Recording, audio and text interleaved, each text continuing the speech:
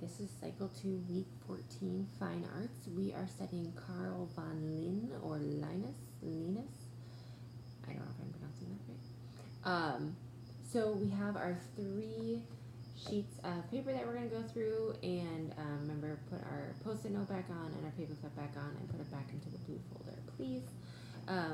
So this guy was the father of taxonomy. He was just super detail-oriented, and he had, he made, like, naming and ranking and classifying organisms. So I have a note about what are the classifications of living things that we did from Cycle 1, Week 1, and also what are the 5 kingdoms of living things from Cycle 1, Week 2.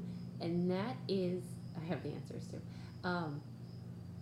That's kind of because of him, because he realized, and I have this third picture from him, that he was looking at all these plants and he realized that all these plants look a lot alike, but they're actually all different for different reasons. And so if you have older kids, this would be super fun to have them look at it and what are they seeing different about every plant.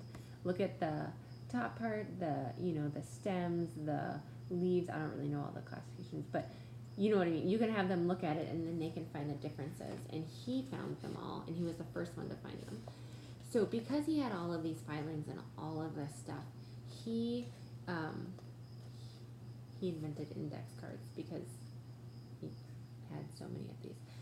So we're going to do kind of a twist on that. Instead of doing index cards, we're going to use Post-it notes, and I'm going to show you what we're going to do. But so just to make it clear to the kids, the reason that we're using these is pretending like they're index cards, and we have so many of them, and they're little, but they're still going to work for what we need them for. He had so many notes on different species and so many things that he invented index cards. So each kid's going to get a Post-it pack. Each kid's going to get a sharpened pencil, and I have name labels. I don't know if that they're going to fit on these. If not, just have kids or parents or someone write their names. The kids are going to take these home, and obviously they're not going to fit in the book. So what we're going to do is we are trying to find the one I made. We are going to make flip books. And so flip books are the things where you go backwards. Let me find, because I started it. Oh, now it's not going to work. Okay, there it is. Okay, so it moves. There is a YouTube name of the book that I like the best, or the YouTube movie that I like the best, that you can let the kids watch if you feel like you want them to watch it to give a little bit more detail.